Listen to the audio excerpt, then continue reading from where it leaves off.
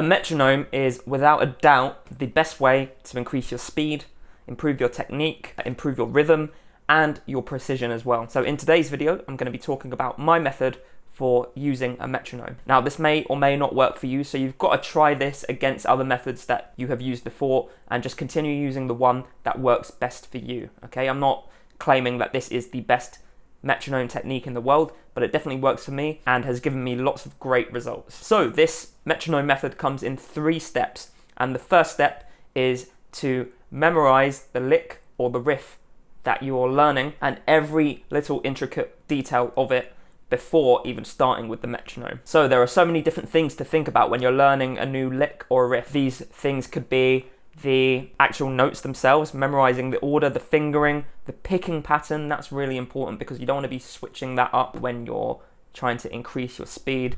Also, any times you need to mute the strings, your picking angle, and figuring out where some string noise may appear and how you're gonna stop that from happening. And even tension in your body, where tension arises, and just focusing on relieving that tension. So step 1, remember all those things about your lick or your riff that you're learning. Step 2 is to play the lick or the riff 20 times at a speed slower than what you're already capable of doing. I like to do somewhere between 40 to 60 beats per minute, okay? So let's say 40 beats per minute are gonna be our starting point. We're gonna play 20 repetitions of our lick or riff at 40 beats per minute, and we're going to make sure they're really perfect repetitions where we're focusing on all those aspects that we talked about in step 1. There are some real benefits to doing these 20 repetitions, and some of them are the fact that you're going to make sure everything is really nice and clean before you start speeding things up. You get the necessary repetitions in for muscle memory as well, and playing at this super slow speed is going to allow you to make changes in the picking or the fingering before we get too seriously into higher speeds and it's too late to kind of unlearn that. So once you've done 20 repetitions of your lick or riff at 40 beats per minute or somewhere around that range, then you're ready to move on to step number 3.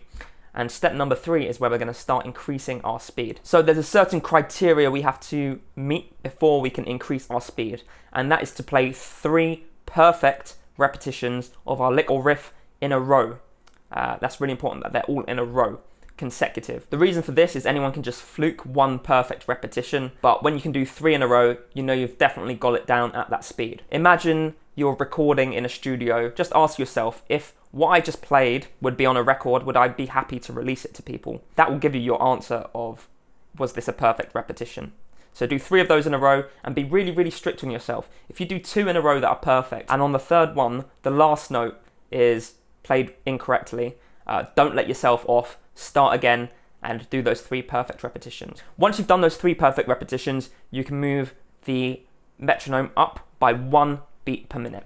Now this may seem tedious, but I promise you, you're going to get some really great results from doing this. So 1 BPM, so if I started at 40, did 3 perfect repetitions at 40 beats per minute, then I can move up to 41 beats per minute and keep going up in increments of 1 until you reach your desired speed. And that's all there is to the method, really. I do have a bonus step though, and this bonus step is optional, so let's call it step 3.5. That is to work up to 5 beats per minute higher than your intended tempo. So if your song is at 120 beats per minute, learn it up to 125 so that when you play at 120, it's going to be relatively easy to play. This is really important in situations like going to a recording studio or playing a gig, where being able to play the lick to a good standard without a lot of trouble is really important. So that's my metronome method. Do you have a different metronome method? If you do, let me know in the comments. I'm always experimenting and seeing if I can improve things.